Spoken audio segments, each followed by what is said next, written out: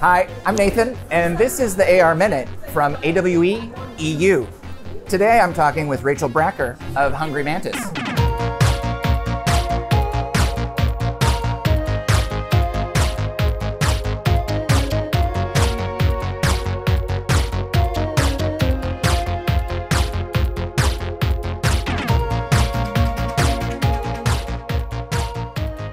Can you just quickly introduce yourself and the work that you do in the Metaverse?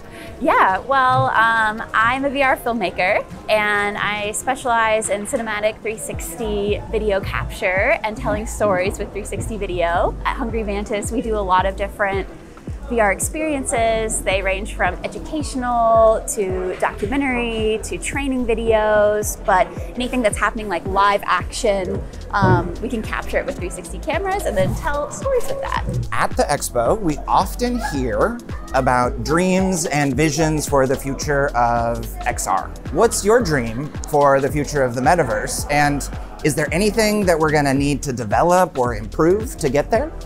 You know, I have heard you ask this question of many awesome people at AWE, and I think through hearing those answers, it gave me a new perspective on what my dream might be. Ooh. I've heard a lot of the guests talk about, you know, Internet 2.0, Web 3, sort of like early days and how we're approaching the early days of the Metaverse. Like we're in those early days now. Yes. And so kind of looking at what happened before. And so basically like not having like this super corporatization, sort of like homogenous, like the way the internet used to be, it was a little bit more wild, perhaps.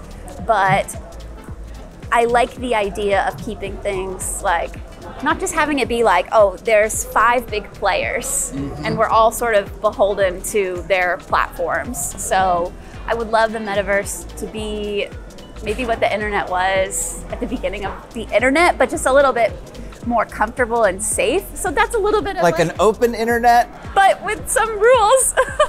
It's such a challenge to have a cohesive Metaverse, but then not to be limited with the tools that you use in this sort of big, expansive moment. Yeah, absolutely. So that is a difficult dream, perhaps, but... Which is a perfect segue, because our next question is about the difficulties of the Metaverse. At AWE, we know a lot of the speakers talk about the challenges that the Metaverse faces. You brought a few of them up. As somebody who is building XR content, sort of contributing to build the Metaverse, what's your responsibility for addressing some of those problems, and how do you think about that in your own work?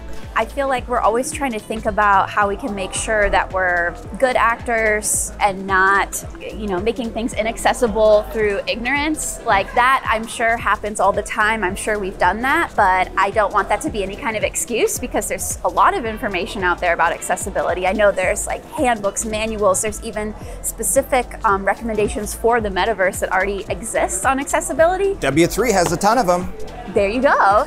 So it's really like taking that initiative to make sure that things are going to be, you know, widely accessible to your audiences. And I feel like with the 360 films that we make, like we always try to enable captions for them.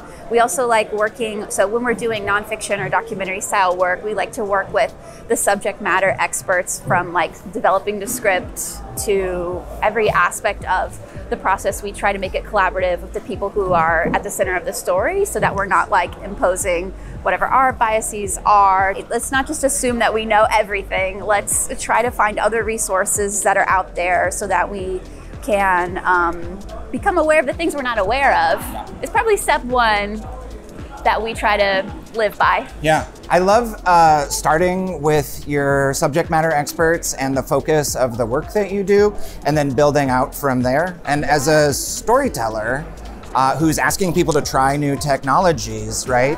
That access and how accessible your content is sort of seems like that's also your path to success. They're so intertwined. Very much so. Yeah, we don't want to be making stories that nobody can see, especially when they're about people. Like we want them to see what that's going to be like even before we film them, so they can understand, oh, this is what this like 360 capture is going to feel like for the audience. We're already at the end, so congratulations. The last question is a little bit easier, and it's simply fill in the blank. The future is... The future is undecided, but ours for the making. The future is undecided, but ours for the making. Which could be good or bad. But we'll get to, carve that path. Yes. Rachel Bracker, co-founder of Hungry Mantis. They are a 360 video production and storytelling firm. Thank you so much.